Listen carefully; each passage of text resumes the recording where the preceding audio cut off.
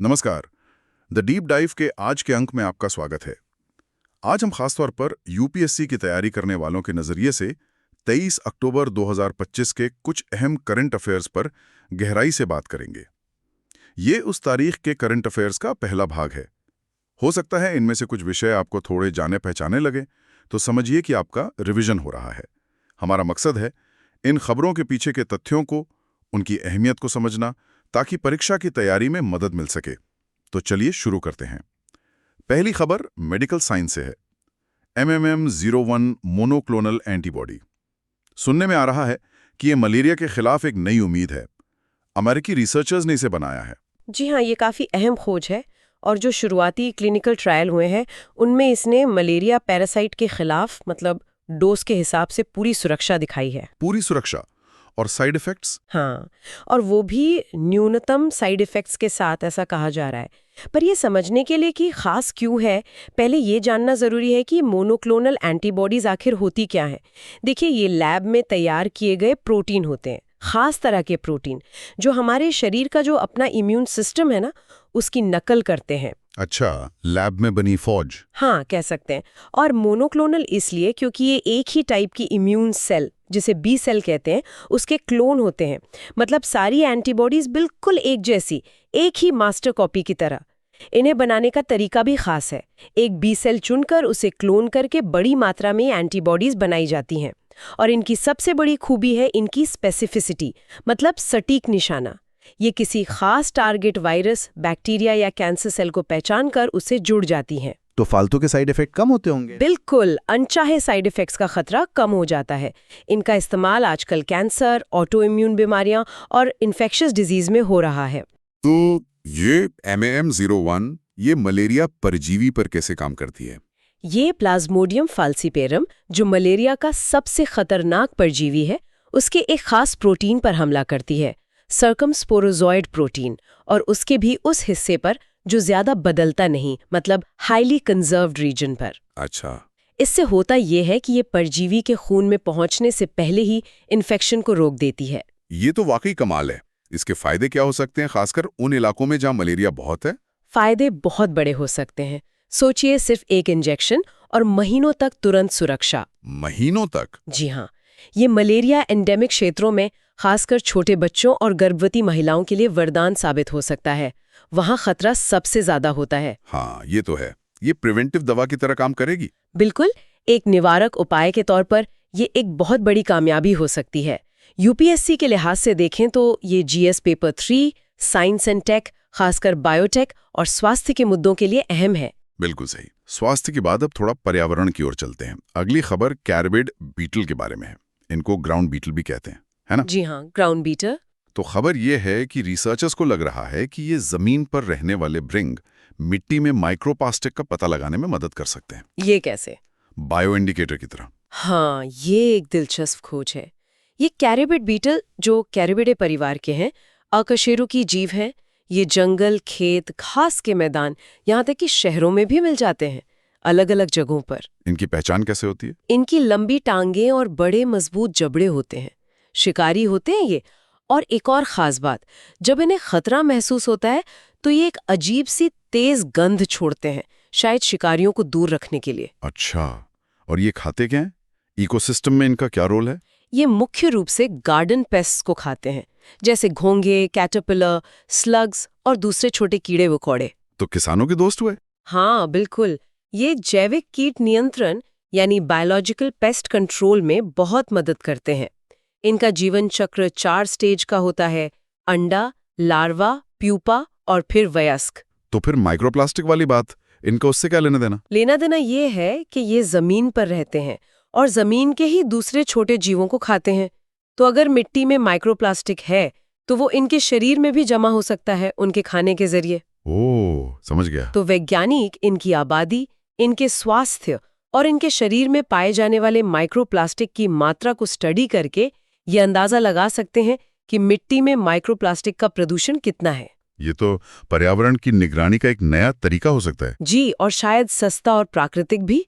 GS paper 3 में पर्यावरण प्रदूषण और संरक्षण के लिहाज से ये एक महत्वपूर्ण टॉपिक बन सकता है। पर्यावरण की ही बात करें तो एक और रोचक खबर पश्चिमी घाट से है। बेलगावी के पास मालाबार ग्लाइडिंग फ्रॉग देखा गया है। नाम ही कितना दिलचस्प है, ग्लाइडिंग फ्रॉग। हाँ, रैकोफोरस malabaricus।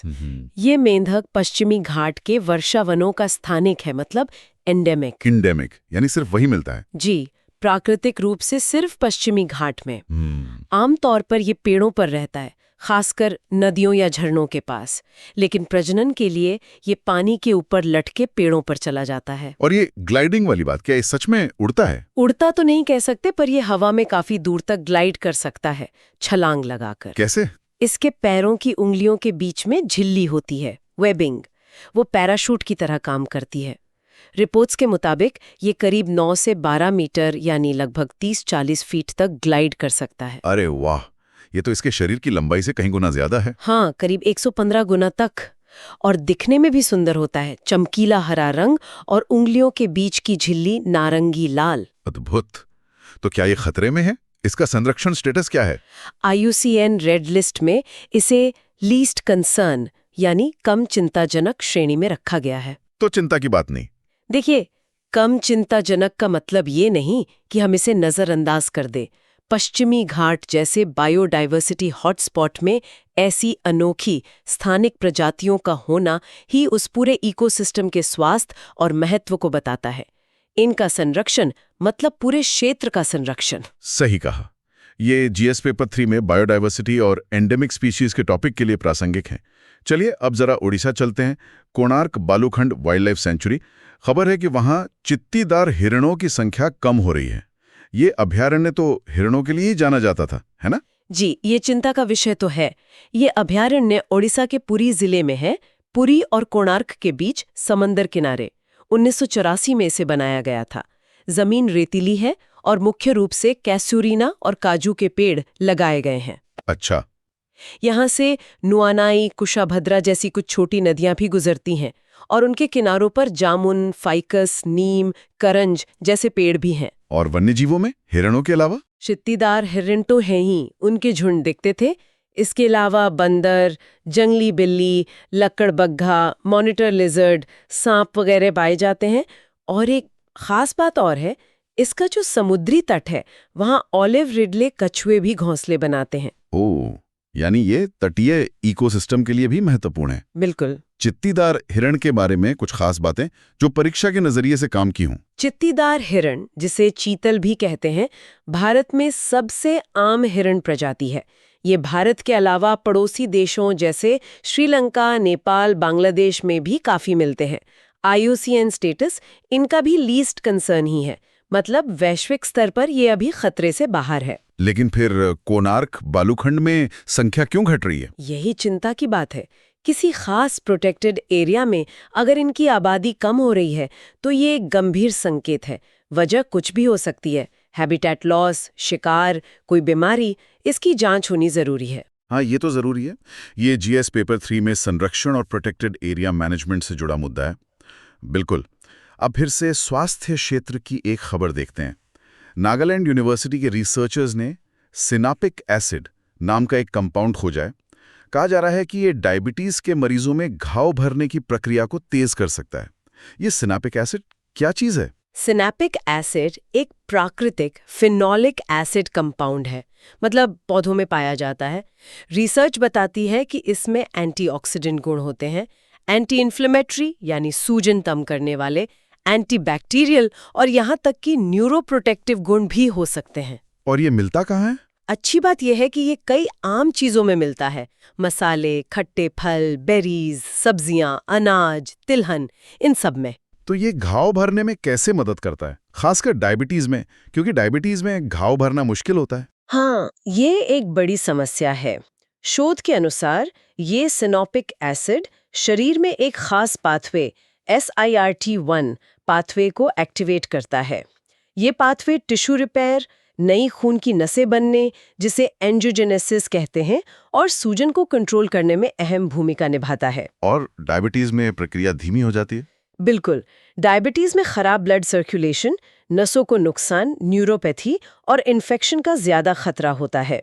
इस वजह से घाव, खासकर पैरों के अल्सर, बहुत धीरे भरते हैं या भरते ही नहीं। तो इस खोज का क्या महत्व है? अगर ये वाकई सुरक्षित और असरदार साबित होता है तो ये डायबिटीज के मरीजों के लिए घाव प्रबंधन में एक बड़ा बदलाव ला सकता है। एक प्राकृतिक तरीका ये गंभीर स्थितियों से बचा सकता है, जैसे गैंग्रीन या पैर काटने तक की नौबत आ जाती है कभी-कभी। हाँ, ये तो बहुत बड़ी बात होगी। न सिर्फ मरीजों की जिंदगी बेहतर होगी, बल्कि हेल्थ केयर सिस्टम पर बोझ भी कम होगा। ये जीएस पेपर 2 स्वास्थ्य और GS paper 3 science and tech दोनों के लिए अहम है। चलिए अब थोड़ा अंतर्राष्ट्रीय व्यापार की तरफ रुख करते हैं। वर्ल्ड ट्रेड ऑर्गेनाइजेशन यानी WTO ने भारत के ऑथराइज्ड इकोनॉमिक ऑपरेटर यानी EEO प्रोग्राम की तारीफ की है, खासकर इसलिए कि इससे MSMEs यानी छोटे और मंझोले उद्योगों को इंटरनेशनल ट्रेड में मदद मिली है। ये AEO प्रोग्राम आखिर है क्या? AEO यानी ऑथराइज्ड इकोनॉमिक ऑपरेटर प्रोग्राम, ये असल में वर्ल्ड कस्टम्स ऑर्गेनाइजेशन यानी WCO की एक पहल है। WCO का एक सेफ फ्रेमवर्क ऑफ स्टैंडर्ड्स है, उसी का हिस्सा है ये। इसका मकसद है ग्लोबल ट्रेड को सुरक्षित बनाना और साथ ही उसे आसान भी बनाना, मतलब फैसिलिटेट करना। सुरक्षित और आसान दोनों? जी हाँ, WCO ने ये फ्रेमवर्क 2005 में अपनाया था। असल में ये कस्टम्स और ट्रेड इंडस्ट्री के बीच एक पार्टनरशिप जैसा है, भरोसे पर आधारित। और भारत में ये कब और कैसे शुरू हुआ? भारत में इसे CBIC यानी central board of indirect taxes and customs चलाता है। 2011 में एक पायलट प्रोजेक्ट के तरह शुरू किया था और 2016 में इसे और बेहतर बनाया गया। ये एक वॉलंटरी प्रोग्राम है, मतलब कंपनियां अपनी मर्जी से इसमें शामिल होती हैं। अच्छा, तो कंपनियों को इसमें शामिल होने से क्या फायदा है, खासकर MSMEs को जिनकी बात WTO ने की है? जो कंपनियां AEO सर्टिफिकेशन ले लेती हैं, चाहे वो इंपोर्टर हों, एक्सपोर्टर हों, लॉजिस्टिक्स वाले हों या कस्टम्स ब्रोकर, उन्हें कस्टम्स डिपार्टमेंट एक भरोसेमंद और सुरक्षित पार्टनर मानता है। इसके बदले उन्हें कई फायदे मिलते हैं, जैसे उनके माल की कस्टम्स क्लियरेंस तेजी से होती है। मतलब समय बचता है? हाँ, समय और पैसा दोनों। इंस्पेक्शन कम होते हैं, कुछ मामलों में ड्यूटी पेमेंट में भी थोड़ी मोहलत मिल सकती है। तो WTO की तारीफ इसी बात को दिखाती है कि भारत का ये प्रोग्राम MSMEs को ग्लोबल मार्केट से जुड़ने में वाकई मदद कर रहा है। लेकिन क्या छोटे MSMEs के लिए इसके मानक पूरे करना आसान होता होगा? ये एक अहम सवाल है। हो सकता है इसमें कुछ चुनौतियां हों, लेकिन सिद्धांत रूप में ये उन्हें एक विश्वसनीय पहचान देता है। ये GS पेपर 3 में economy, ease of doing business और MSME से जुड़ा है। ठीक है, अब वापस बायोडायवर्सिटी की तरफ चलते हैं। पश्चिमी घाट से ही एक और खबर है। एक नए पौधे की प्रजाति मिली है, टेट्राटेनियम मनीलालियनम। नाम थोड़ा मुश्किल है। हाँ, टेट्राटेनियम मनीलालियनम। ये पौधा गाजर परिवार का है, जिसे अम्बेलिफेरी या एपियासी कहते हैं। इसी परिवार में धनिया, जीरा, सौंफ भी आते हैं। ये खोज हुई है केरल के इडुक्की जिले में इराविकुलम नेशनल पार्क के अंदर। इसका नाम किसके सम्मान में रखा गया है और इस पौधे की क्या खासियत है? इसका नाम प्रोफेसर KS मनीलाल के सम्मान में रखा गया है, जो एक बहुत जाने माने बॉटनी के शोधकर्ता रहे हैं। ये पौधा सिर्फ ऊंचाई वाले घास के मैदानों में उगता है, खासकर जहां शोला जंगल खत्म होते हैं। शोला जंगल पश्चिमी घाट के ऊंचे इलाकों के खास जंगल हैं। अच्छा, इस पौधे में सफेद फूल आते हैं और ये जमीन के नीचे राइजोम से उगता है। और खास बात यह है कि ये सिर्फ मॉनसून में ही उगता और फूलता है, और ये दुनिया में इस जीनस की पहली पहचानी गई प्रजाति है। पहली मतलब इस तरह का पौधा पहले कभी नहीं मिला? जी, इस टेट्राटेनियम जीनस में ये पहली ज्ञात प्रजाति है और गाजर परिवार में ये 48वीं प्रजाति है जो पहचानी गई है। इराविकुलम नेशनल पार्क तो वैसे भी बहुत खास है ना, नीलगिरी तहर और नीलकुरिंजी के लिए। बिल्कुल, दक्षिण भारत की सबसे ऊंची चोटी अनामुडी इसी पार्क में है। यहाँ नीलगिरी तहर की दुनिया की आधी आबादी रहती है, जो लुप्तप्राय है। और हाँ, नीलकुरिंजी फूल जो 12 साल में एक बार खिलता है, वो भी यही है। दुनिया का सबसे बड़ा पतंगा एटलस मॉथ भी यही मिलता है। तो ऐसी जगह पर एक बिल्कुल नई प्रजाति का मिलना तो वाकई बड़ी खबर है। जी, ये उस पार्क के इकोलॉजिकल महत्व को और भी बढ़ाता है। GS पेपर 3 में बायोडाइवर्सिटी, वेस्टर्न घाट और नेशनल पार्क्स के टॉपिक के लिए ये जानकारी अहम है। अब थोड़ा रक्षा क्षेत्र की बात करते हैं। हाल ही में प्रधानमंत्री ने आईएनएस विक्रांत पर दिवाली मनाई। आईएनएस विक्रांत तो भारत के लिए एक मील का पत्थर है। निश्चित रूप से आईएनएस विक्रांत भारत का पहला स्वदेशी एयरक्राफ्ट कैरियर है। मतलब इसे पूरी तरह भारत में ही डिजाइन किया गया है और बनाया गया है। इंडियन नेवी के वॉरशिप डिजाइन ब्यूरो ने डिजाइन किया और कोचीन शिपयार्ड लिमिटेड (CSL) ने इसे बनाया।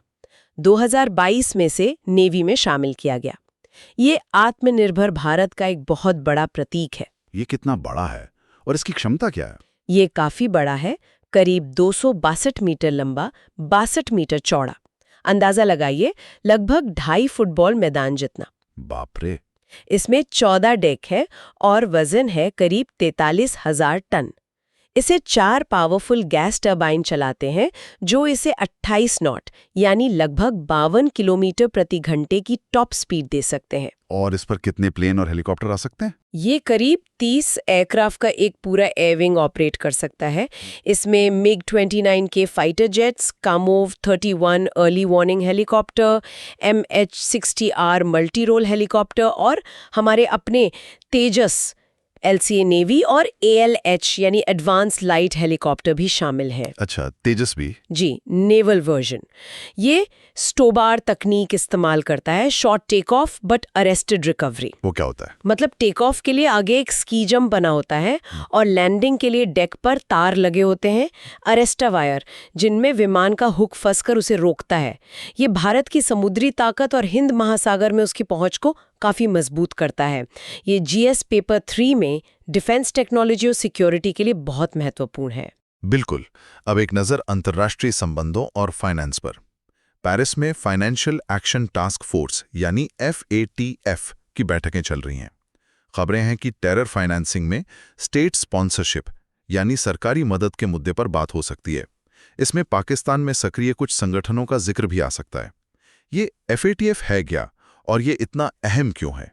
FATF एक इंडिपेंडेंट इंटरगवर्नमेंटल बॉडी है। इसका मुख्य काम है मनी लॉन्ड्रिंग और टेरर फाइनेंसिंग के खिलाफ नियम बनाना और उन्हें बढ़ावा देना, ताकि दुनिया का जो फाइनेंशियल सिस्टम है वो सुरक्षित रहे। इसकी स्थापना 1989 में G7 देशों ने की थी। तब फोकस मनी लॉन्ड्रिंग पर था। और टेरर फाइनेंसिंग बाद में जुड़ा? हाँ, 2001 के बाद टेरर फाइनेंसिंग को भी इसके दायरे में लाया गया। इसका हेडक्वार्टर पेरिस में है। भारत भी इसका सदस्य है? हाँ, और ये काम कैसे करता है? जी, भारत 2010 में इसका मेंबर बना था। इसके कुल 39 सदस्य हैं, जिनमें दुनिया की बड़ी अर्थव्यवस्थाएं शामिल हैं। FATF मुख्य रूप से स्टैंडर्ड्स तय करता है कि देशों को मनी लॉन्ड्रिंग और टेरर फाइनेंसिंग रोकने के लिए क्या-क्या करना चाहिए। फिर ये समय समय पर देखता है कि सदस्य देश उन स्टैंडर्ड्स को ठीक से लागू कर रहे हैं या नहीं। इसे पीयर रिव्यू कहते हैं। और अगर कोई देश लागू न करे तो? ये ग्रे लिस्ट और ब्लैक लिस्ट क्या होती हैं? अगर किसी देश के सिस्टम में गंभीर कमियां पाई जाती हैं तो FATF उसे निगरानी में रख सकता है। ज्यादा कमियां हो तो उसे ग्रे लिस्ट में डाल दिया जाता है। इसका मतलब होता है कि उस देश पर ज्यादा नजर रखी जाएगी और उसे एक एक्शन प्लान पर काम करके तय समय में सुधार करना होगा। और ब्लैक लिस्ट? अगर कोई देश बिल्कुल सहयोग न करे या जानबूझकर इन गतिविधियों को बढ़ावा दे तो उसे ब्लैकलिस्ट में डाला जा सकता है। इन्हें नॉन कोऑपरेटिव कंट्रीज या टेरिटरीज NCCTs भी कहते हैं। रिपोर्ट्स के मुताबिक अभी उत्तर कोरिया, ईरान और म्यांमार इस लिस्ट में है। इस लिस्ट में आने का असर क्या होता है? असर बहुत गंभीर होता है। IMF, वर्ल्ड बैंक, ADB जैसी संस्थाओं से लोन मिलना लगभग नामुमकिन हो जाता है। अंतर्राष्ट्रीय व्यापार, निवेश सब पर बुरा असर पड़ता है। कई तरह के आर्थिक प्रतिबंध लग जाते हैं। यहाँ ये समझना जरूरी है कि FATF का मकसद किसी को सजा देना नहीं, बल्कि देशों को अपनी कमियां सुधारने के लिए प्रेरित करना है। हाँ, ये बात ध्यान रखने वाली है। ये topic GS paper 2 international relations और GS paper 3 economy internal security दोनों के लिए बहुत अहम है। हमें तथ्यों पर टिके रहना है। और अब आज का आखिरी विषय कानून से जुड़ा, लिस पेंडेंस का सिद्धांत। हाल ही में दिल्ली हाईकोर्ट ने एक फैसले में कहा कि अदालतें असली प्रॉपर्टी मालिकों को परेशान करने वाले मुकदमों से बचाने के लिए इस सिद्धांत से छूट दे सकती हैं। ये लिस्पेंडेंस क्या है? लिस्पेंडेंस एक लैटिन शब्द है। इसका मतलब होता है पेंडिंग सूट यानी लंबित मुकदमा। ये अचल संपत्ति मतलब इमूवेबल प्रॉपर्टी से जुड़ा एक कानूनी सिद्धांत है। भारत में इसका जिक्र ट्रांसफर ऑफ प्रॉपर्टी एक्ट 1882 की धारा 52 में है। तो इसका आम भाषा में मतलब क्या हुआ? आम भाषा में धारा 52 ये कहती है कि अगर किसी जमीन जायदाद के मालिकाना हक पर किसी कॉम्पिटेंट कोर्ट में कोई केस चल रहा है तो उस केस के दौरान उस प्रॉपर्टी को इस तरह से बेचा या ट्रांसफर नहीं किया जा सकता कि केस के किसी भी पार्टी के अधिकारों पर बुरा असर पड़े। मतलब अगर केस चलते हुए प्रॉपर्टी बेच दी तो जो भी उस केस का फाइनल फैसला आएगा वो उस नए खरीदार पर भी लागू होगा, चाहे उसे केस के बारे में पता था या नहीं। इसका मकसद क्या है सिद्धांत का? मकसद ये है कि मुकदमेबाजी का कोई मतलब निकले। अगर केस चल रहा है और प्रॉपर्टी हाथ बदलती रहे तो जीतने वाले के लिए डिग्री लागू करवाना मुश्किल हो जाएगा। ये प्रॉपर्टी को एक तरह से सुरक्षित रखता है जब तक फैसला ना आ जाए। हालांकि ये ध्यान रखना चाहिए कि ये ट्रांसफर को बिल्कुल अवैध नहीं बनाता, बल्कि उसे कोर्ट के अंतिम फैसले के अधीन कर देता है। इसकी शर्तें क्या हैं लागू होने की? कुछ शर्तें हैं, जैसे मुकदमा पेंडिंग होना चाहिए, सही कोर्ट में दायर होना चाहिए, प्रॉपर्टी का अधिकार सीधे तौर पर सवाल में होना चाहिए और मुकदमा मिली भगत से ना किया गया हो। और दिल्ली हाईकोर्ट का फैसला क्या इशारा करता है? वो ये दिखाता है कि अदालतें देख सकती हैं कि कहीं इस सिद्धांत का गलत इस्तेमाल तो नहीं हो रहा किसी को सिर्फ परेशान करने के लिए। ऐसे में वो अपने विवेक से छूट दे सकती हैं।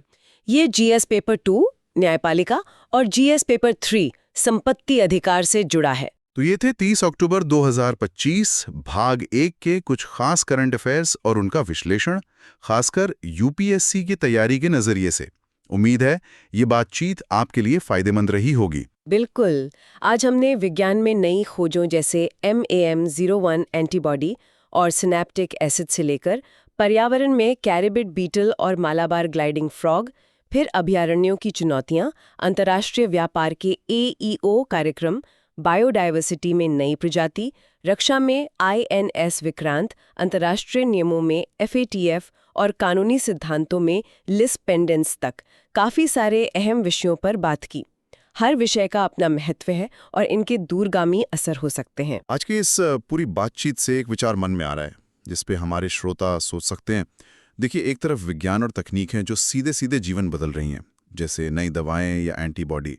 दूसरी तरफ कानून और नियम हैं, जैसे FATF या लिस्पेंडेंस, जो समाज और व्यवस्था को आकार देते हैं। क्या इन दोनों के विकास और असर के बीच कोई गहरा रिश्ता है जिससे हम अक्सर देख नहीं पाते? भविष्य को बेटर बनाने में साइंस और लॉ, ये दोनों मिलकर और कैसे प्रभावी ढंग से काम कर सकते हैं, इस पर सोचिएगा ज़रूर। अगर आपको हमारा ये विश्लेषण और ये चर्चा उपयोगी लगी हो तो प्लीज़ इसे लाइक करें और हमारे चैनल को सब्सक्राइब करना ना भूलें, ताकि आप भविष्य में भी ऐसी महत्वपूर्ण जानकारियों से अपडेटेड रहें। अगली बार फिर मिलेंगे कुछ नए विषयों और नई जानकारियों के साथ। तब तक के लिए इजाज़त दीजिए। अलविदा।